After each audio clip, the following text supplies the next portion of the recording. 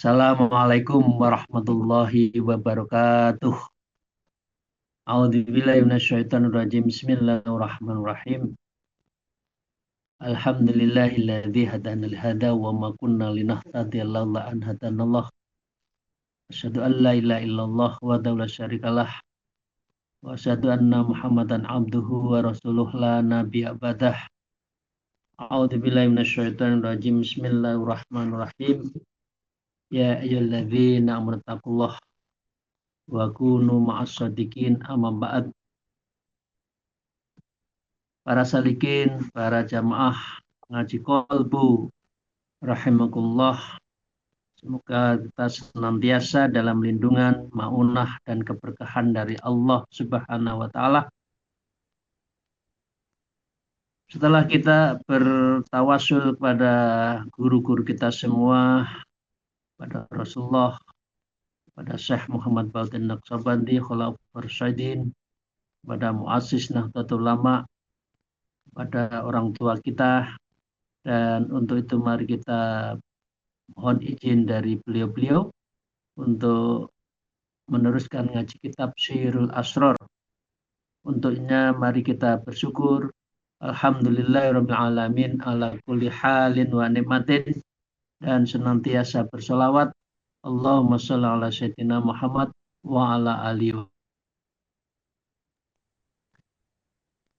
Para jamaah rahimakumullah, kita memasuki bagian kedua.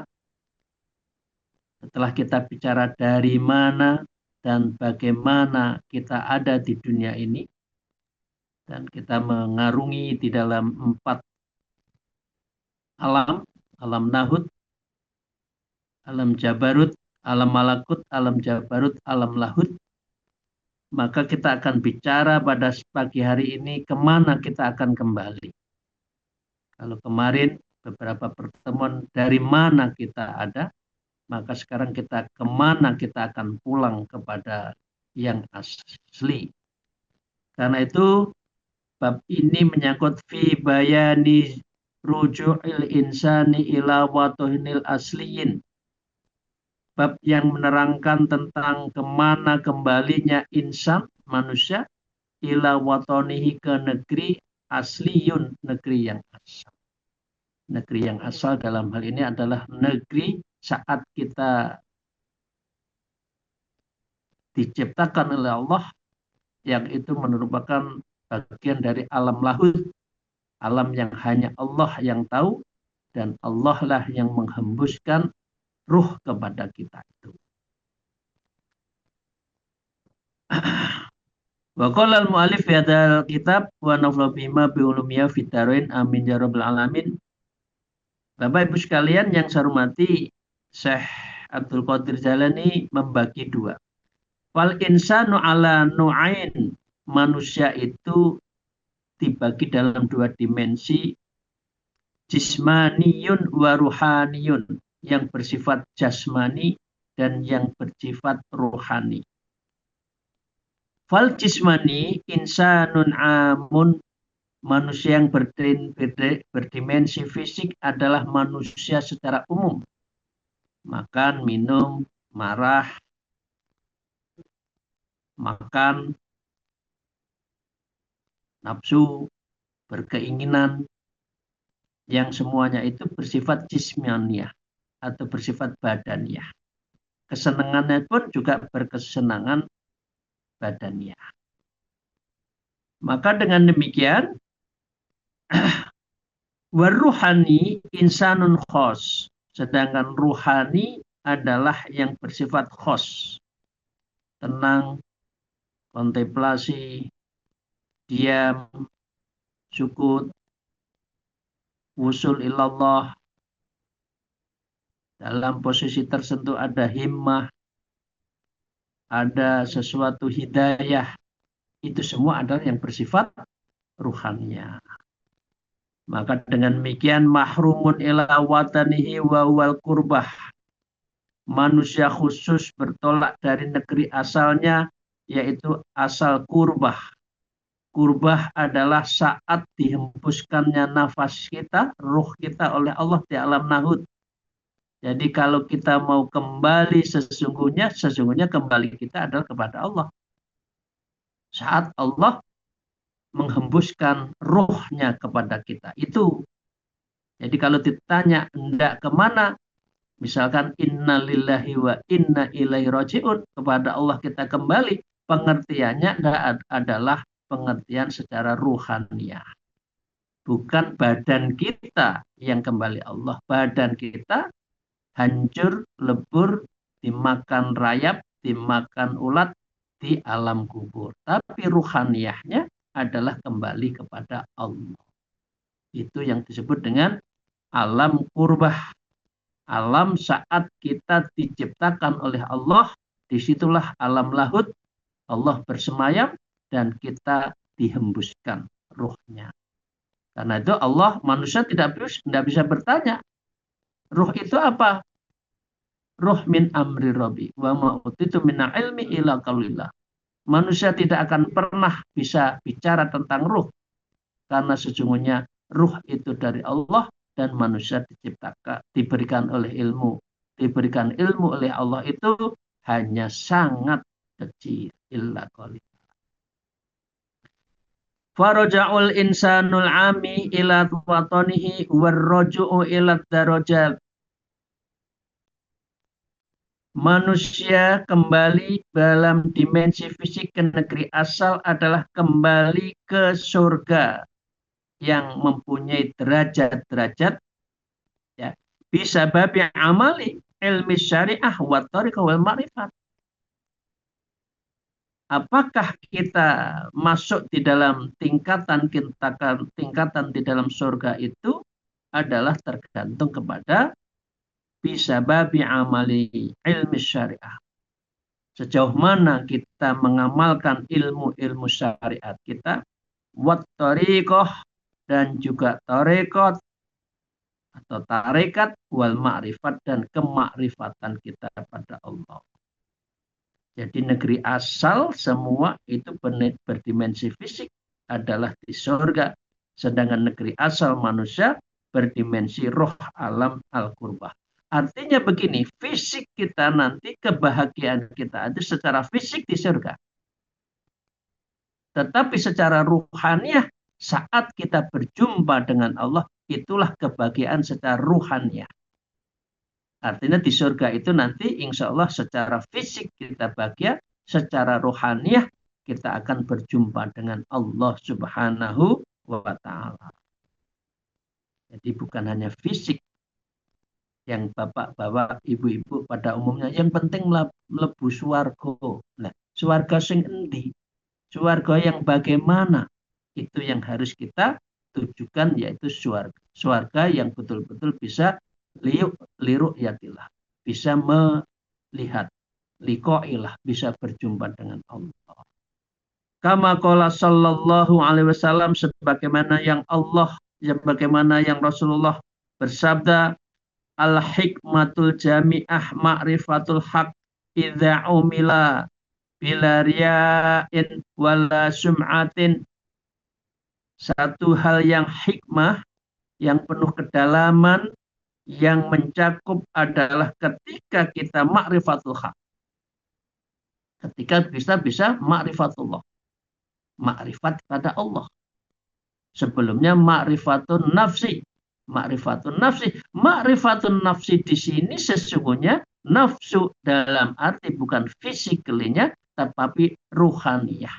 Yang saat kita memang sudah berjanji dengan Allah yang menyatakan qalu bala. Ya, saya katakan kita semua diciptakan oleh Allah itu adalah menyatakan, mengikrarkan Allah sebagai Tuhan. Jadi yang namanya dimensi ruhaniyah saat itu ketika kita pertemukan diri kita, mencoba mendekatkan diri pada Allah secara ruhani. Maka dengan demikian, apa? Al-umilu, semua amal-amalan yang bersih tanpa riya dan tanpa sum'ah, tanpa untuk ingin dipuji, maka itu semua adalah amal-amal yang bisa mendekatkan diri kita, dan itu menjadi amal sejati yang mendampingi kita semua itu. Li'anna darajata salasun tobaqatin. Menurut Imam Abdul Qadir Jailani, li'annal darajah, tingkatan-tingkatan derajat-derajat surga itu salasu tobaqatin. Ada 3 tingkatan. Akhadahuma al-jannatu fi alimil mulk. Ketika seseorang masuk dan memiliki alam mulki, maka dia akan mendapatkan wahiyya jannatul ma'wa. Jadi ada 3 kan? Alam lahut, alam nahut, nahut manusia tidak di surga, manusia di dunia.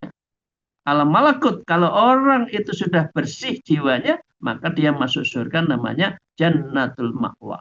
Wasani jannatul alimil malakut, yaitu orang yang sudah memiliki 1 derajat, yaitu al-malakut, kira-kira dosanya sudah sangat kecil sekali, bahkan bisa tidak ada. Waya jannatun na'im, maka orang ini akan mendapatkan jannatun na'im, tingkat kedua. Wathalis al-jannatu fi'al jabarut.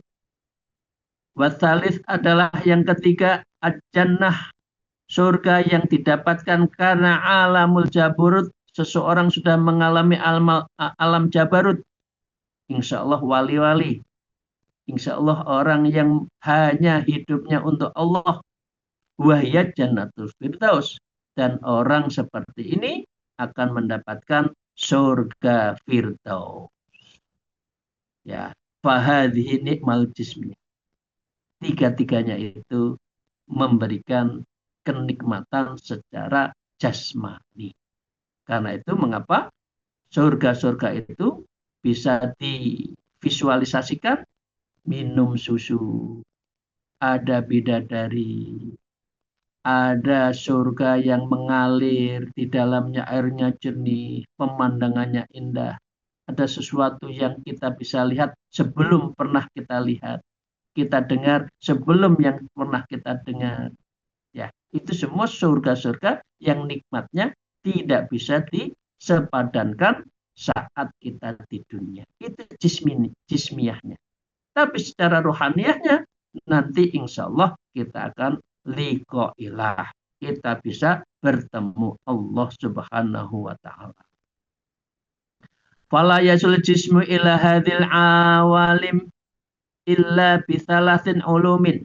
Menurut Imam Zughali, tidak menurut Imam Abdul Qadir Jalani, ya. Fahadhi nikmal jismiyah, nikmat yang jismiyah ini, fala yasilu, tidak akan didapatkan ila hadil awalim, kecuali dengan mengamalkan 3 ilmu. Ilmu apa? Yaitu ilmu syariat. Ilmu yang memberikan, yaitu physically, ini boleh, ini tidak, ini makruh, dan sebagainya. Wa ilmu thariqah, ilmu yang dijalankan secara batin, ya, karena ilmu thariqah adalah amal batin, amal hati. Wa ilmu ma'rifat, ilmu-ilmu yang bersifat ma'rifat, yaitu dzauq, yaitu rasa, yaitu cinta kita pada Allah dan Rasulnya.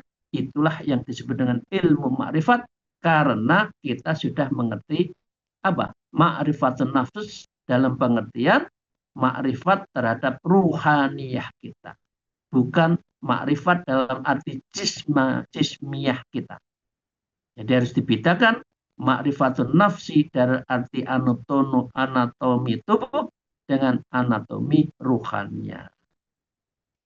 Kama qala Rasulullah sallallahu alaihi wasallam, sebagaimana yang telah disabdakan oleh Rasulullah sallallahu alaihi wasallam, Allahumma shalli alaihi Sayyidina Muhammad wa ala alihi washabihi. Beliau mengatakan al-hikmatul jami'atu ma'rifatul haq wal amalu biha ma'rifatul batin. Rasulullah bersabda, hikmah yang secara lengkap untuk ma'rifatul haq, untuk mendapatkan ma'rifatul haq, ma'rifatullah, itu kalau jismiyahnya baik, wal amalu ma'rifatul batin, ketika saat dia mengerti ma'rifatul batinnya, karena ruhaniyahnya selalu dibersihkan. Jadi hanya orang yang ruhaniyah seseorang baik, itulah yang akan bisa ma'rifatullah. Padahal ma'rifat itu hanya bisa dijalani melalui berthariqah. Jadi kalau orang hanya syariat, itu adalah seperti sesuatu yang physically, yang sifatnya awal.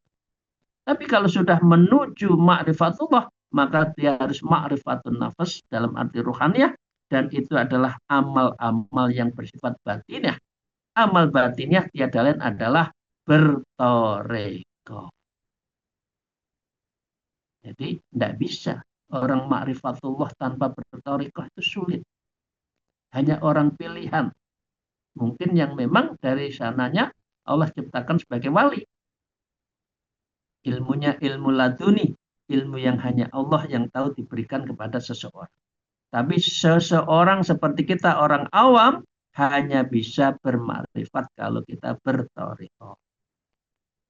Bapak-Ibu sekalian yang hormati, mari kita lanjutkan. Wa qala al-mu'allif, kama qala Rasulullah sallallahu alaihi wasallam, sebagaimana yang Allah berikan kepada kita melalui sabdanya. Ini sebetulnya doa. Allahumma arinal haqqa warzuqna tiba'ah. Ya Allah, tunjukilah kepadaku yang hak adalah yang benar, dan anugerahilah aku sehingga aku bisa mengikuti. Banyak orang tahu tapi tidak mau. Banyak orang ingin tapi tidak sampai. Banyak ingin masuk tapi halangannya banyak. Banyak ingin berthariqah tapi belum tentu semua ingin thariqah karena halangannya banyak. Karena itu disebutkan Allahumma arinal haq. Thariqah itu hak. Berikan aku ya Allah kekuatan sehingga bisa saya itu untuk masuk thariqah. Untuk apa? Untuk attiba'ah ilal Allah, ilallah. Mengikuti jalan menuju Allah. Wa arinal batilan warzuqna tiba'ah. Dan tunjuklah kepada kami bahwa yang hak adalah selain hak adalah batil, sehingga anugerahi saya untuk menjauhi.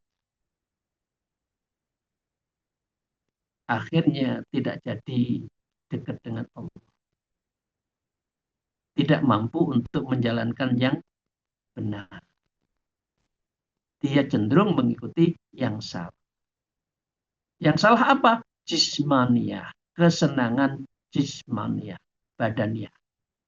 Sehingga dengan demikian, untuk diajak berthariqah, untuk menjalani ruhaniyah, zikir demi zikir, mutawahmah di dalam baca Quran juga berat sekali karena batinnya tidak tercerahkan, tidak terbersihkan, terjernihkan. Begitu Bapak sekalian yang saya hormati ya. Kama qala Rasulullah SAW, maka dengan demikian ditambah dengan sabda Rasulullah, man arafa nafsahu wa khalafaha faqad arafa rabbahu fataba'ahu. Siapa yang mengenal nafsunya dan menentangnya, dan dia mengenal Rabb dan mengikuti jalannya. Dalam pengertian lain, man arafa nafsak faqad arafa rabbah. Kalau ini dalam dimensi melakukan arafan nafsu, kita mengetahui tentang diri nafsunya, kita tentang. Waqad arafa rabbahu, dan kita ma'rifatullah, maka kita ngikutinya. Tapi manusia tidak Itu sebaliknya. Tahu Allah tapi tidak dijalankan. Tahu nafsunya mengajak yang jelek, amarah, nafsu natikoh, nafsu yang selalu mengajak ke kejelekan, tapi diikuti. Karena apa? Tidak tercerahkan ruhaniyahnya dari kita semua. Maka dengan demikian, warujul insanul khos wa wusulul lahwit wa tonihi wa wa kurbah bi ilmil haqiqah. Rujul insan, kembalinya manusia khos yang khos, wa wusuluhu, dan sampainya wusul kepada Allah, ila watonihi, di dalam negeri yang abadi nanti di akhirat, wa wal kurbah, yaitu alam kurbah, bi ilmil haqiqat, itu dengan ilmu hakikat. Syariat, tarikat, makrifat, hakikat. Hakikat adalah mereka yang diberi oleh Allah sehingga bisa berjumpa Allah setelah makrifat. Wa wa tauhidu fi alamil kurbah allahud. Maksudnya adalah dia makrifatullah di alam kurbah, yaitu alam lahud. Karena dimensinya dirinya itu sudah ketemu Allah. Sudah tidak ada hijab dengan Allah. Sehingga dengan demikian itulah yang disebut dengan hakikat. Itu Bapak sekalian ya. Wa ya fi hali hayati fid dunya, dan itu semua kalau dia jalankan apa yang saat ini di dunia, ya, bisa babi adatihi sawaun, dalam keadaan rutinitas, artinya sawaun, mengunjungi Allah. Ini ngirimnya dari ada masing-masing langsung mengunjungi Allah itu apa maksudnya? Ya sholat, berarti kalau di ya zikir, ya, dan juga ilmu-ilmu batiniah. Kita setiap saat kalau sudah bisa membersihkan jiwa kita, kita sesungguhnya adalah menghadap Allah. Karena sholat itu sebetulnya menghadap Allah. Karena itu kita bisa merasakan bagaimana zauknya, sauk kita ketika sholat. Begitu kita sholat kok tidak merasakan apa-apa, itu berarti sholat kita masih jismiyah, belum sholat ruhaniyah, belum sholat secara makrifat. Tapi masih sifat sholatnya syariat, sing penting sholat. Nah, padahal seseorang yang zikir pada Allah itu sama saja mengunjungi Allah. Fi alam lahud, yaitu di alam lahud. Karena na'iman au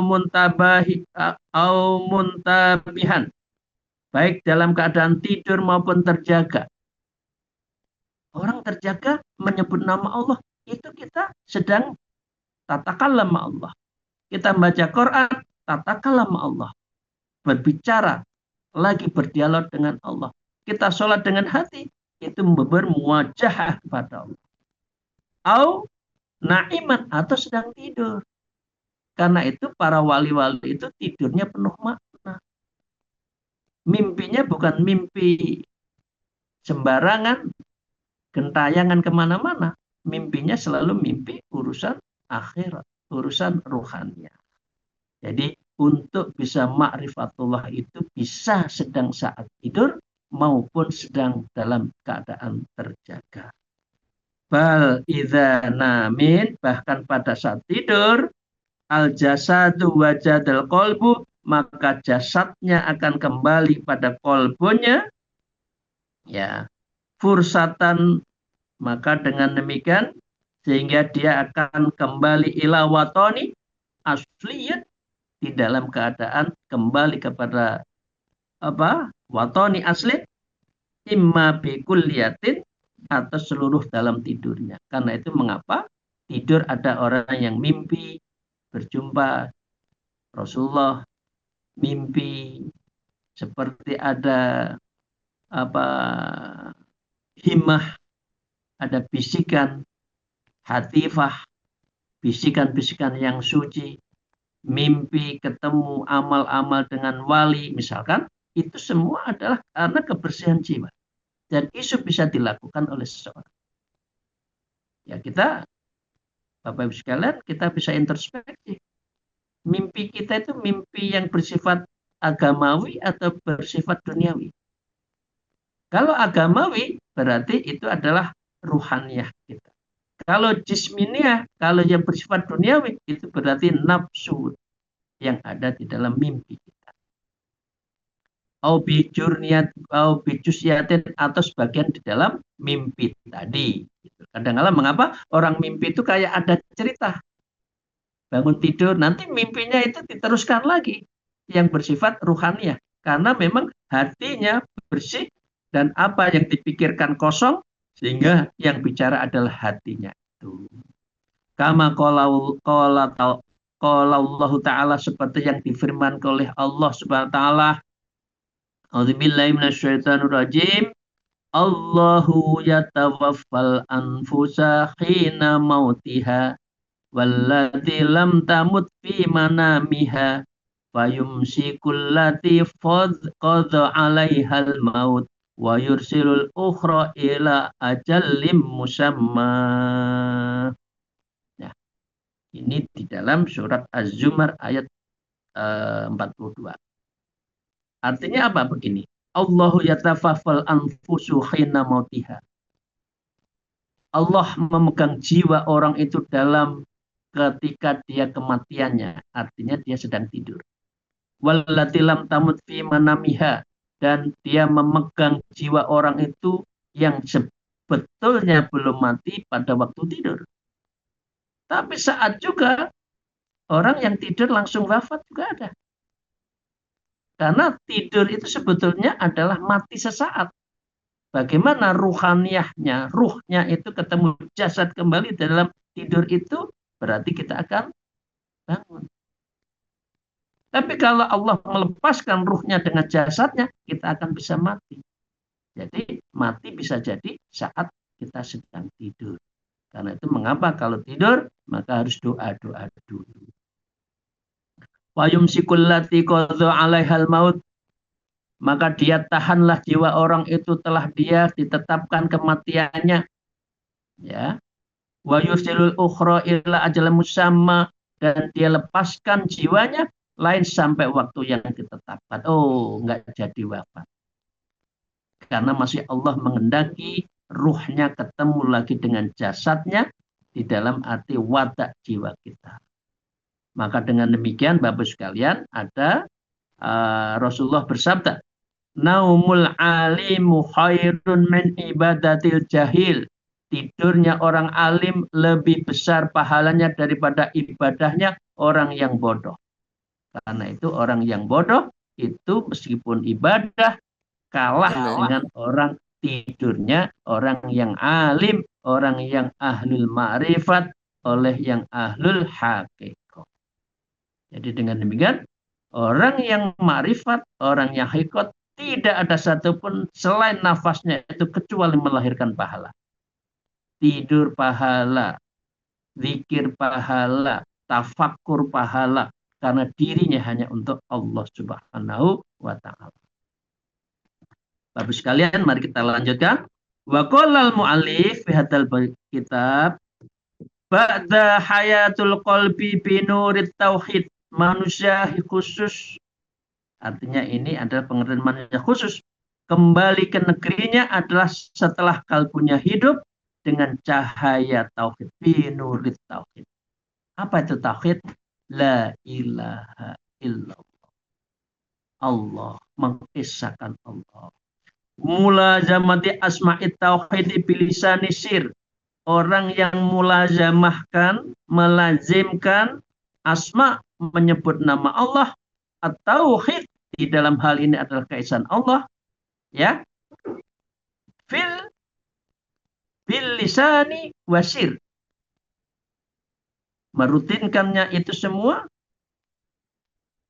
dalam bil lisani sir, dengan lisan siri, bi khairi huruf, tanpa ada huruf, wala sautin, dan tidak ada saut, tidak ada suara. Artinya ketika Bapak Ibu sekalian izin yang sudah wukuf, yang sudah tarekoh masuk makom wukuf, apa yang terjadi? Disitulah Bapak Ibu sekalian akan nangis ketika wukuf. Nggak ada suara, tidak ada lisan bicara, tidak ada bayangan. Di situ hanya betul Allah, tahu-tahu nangis. Itulah berarti saat kita semua wukuf, makom wukuf itu berarti sir bi ghairi lisan. Semua ada di dalam hati tanpa lisan. Apa yang ada? Zikirnya orang Thariqah Naqsyabandiyah adalah sir, yaitu menyebut Allah, Allah, Allah di dalam nafas kita. Itu berarti Allah, kita sedang berjumpa dengan Allah. Kita sedang mengunjungi Allah. Insya Allah pada saatnya kita liqa'ilah akan berjumpa Allah, karena setiap saat kita sudah menyebut nama. Jadi bi ghairi hurufin wala sautin. Tapi adalah khalwat darul anjuman. Kita khalwat di dalam keramaian. Karena nafas kita, nama Allah selalu keluar dari nafas kita dalam zikir ismudat. Allah, Allah. Tapi di dalam batin. Kama qala Allah Ta'ala fil hadis qudsi. Sebagaimana yang telah disabdakan, difirmankan oleh Allah di dalam hadis qudsi, yaitu al-insanu siriyun wa ana sirruhu. Manusia adalah siriku dan aku adalah sirinya. Jadi apa yang ada di dalam diri manusia, sesungguhnya itu yang sirnya Allah ada di situ ketika saat manusia itu bersih. Karena apa? Fi kulli sa'atin, setiap waktu, wa fi kulli waktin, waktunya, wa kulli halin, ya, dalam keadaan situasi apapun itu menyembah Allah. Bapak Ibu sekalian, saya dekat dengan seseorang jamaah misalkan. Karena setiap saat ketemu, ketika telepon langsung diterima enggak? Tapi nggak pernah ketemu, hanya ketemu sekali, tahu-tahu telepon langsung, diterima nggak? Belum tentu diterima. Ini juga seperti itu. Al-insanu siryun wa anna sirruhu. Apa yang ada di dalam hati manusia itu ketika bertemu, mengucap nama Allah, saat itulah sirruhu. Aku, kata Allah, sirnya juga, rahasianya. Jadi kalau kita tidak pernah zikir pada Allah, kok ingin bertemu Allah, belum tentu. Tapi kalau setiap saat kita berzikir pada Allah, maka ketika kita wukuf, diam, dalam hati kita Allah, Allah, itu sudah menggetarkan seluruh jiwa kita. Tapi itu semua harus dilatih. Kalau tidak, hanya mulutnya, hanya bayangan-bayangan yang muncul. Sedikit lagi Bapak sekalian. A'udzubillahi minasyaitonirrajim. Wa qala ta'ala fil hadil qudsi. Sebagaimana yang telah difirmankan oleh Allah dalam hadis qudsi. Inna ilmal batin wa huwa sirun min sirin. Aj'alahu fi qalbil abdi wala yakifu alai ahadun ghairi. Innal ilma, maka sesungguhnya ilmu batin adalah salah satu dari siriku yang aku tempatkan. Aj'al fi qalbil abdi, yang aku jadikan bersemayam di dalam qalbin, hatinya abdun, hambaku. Itu akhirnya nanti ada ilmu laduni itu. Ilmu yang selalu dibersihkan, tercerahkan jiwanya itu karena setiap saat menyebut nama Allah. Wala yakifu ali ahadin ghairi. Ya. Dan aku tidak ada yang tidak ada yang tahu mengenainya ilmu itu kecuali aku. Memang aku kehendaki karena seseorang itu selalu menyebut namaku, sirin, maka sirruhu, maka aku berikan kedekatannya pada Allah. Tapi tidak semua bisa melakukan itu karena memang manusia tidak semuanya ingin mendekatkan diri pada Allah. Kama qala ta'ala, sebagaimana yang disabdakan, kama qala ta'ala, sebagai yang difirmankan oleh Allah, anna inda dzanni abdi bi, maka aku sesuai dengan persangkaan hambaku. Wa ana ma'u hina yadhkuruni, Dan bila engkau mengingatku di dalam kalbunya, ya, yadkurni, aku mengingatmu juga. Idza dzakarni fi nafsi, dzakartu fi nafsi. Jikalau kamu menyebut mengingatku di dalam zatku, maka juga aku mengingatmu dalam nafsumu, dalam jiwamu itu. Wa dzakartu fi nafsi. Jadi Allah juga akan mengingat kita kalau kita mengingat Allah. Wa in dzakarna fi mala'in dzakartu fi mala'in aksanu minhu. Dan jika ia mengingatku di dalam suatu majlis, aku mengingatnya di dalam majlis yang aku lebih baik, ya, daripada kamu mengingat aku.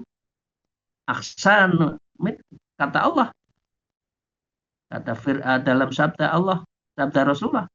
Kalau kamu ingin dekat, aku lebih dekat. Kalau mau aku jalan, aku lari kepadamu. Jika kamu lari, maka sekilat itu juga aku bersama. Kata Allah juga. Mengapa orang itu jauh? Karena tidak pernah zikir pada Allah. Tidak mau untuk bersama Allah. Tidak mau membaca kalam Allah. Tidak mau mulazamah, melazimkan menyebut nama Allah di dalam zikir-zikirnya. Sehingga orang itu jauh dari Allah SWT. Artinya, fal muradu man wujudil insani wa ilmu tafakur. Berdasarkan hadis ini maksudnya adalah manusia agar ia kembali ke negeri asal di dalam arti ilmu tafakur, ilmu di dalam memahami, pemahaman tafakur ma'allah. Karena itu tafakur sa'ah hormin ibadatus sama. Tafakur kita kepada Allah, angan-angan kita terhadap kekuasaan Allah, angan-angan artinya kita angan-angan berpikir, maka itu lebih baik ibadahnya daripada orang yang jahil, tapi dia tidak punya ilmu, walaupun dia 1 tahun. Itu hadis yang menyebutkan seperti itu. Terima kasih. Mohon maaf atas segala kekurangan saya.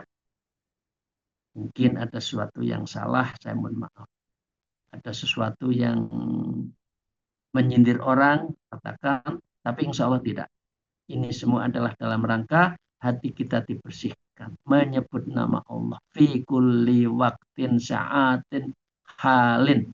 Dalam setiap saat itu kita menyebut ismudat Allah. Allah di dalam batin kita, di dalam nafas kita, sa'atin waktunya, waktunya, situasi waktunya, sa'atin itu saatnya, wahalin dalam situasi apapun.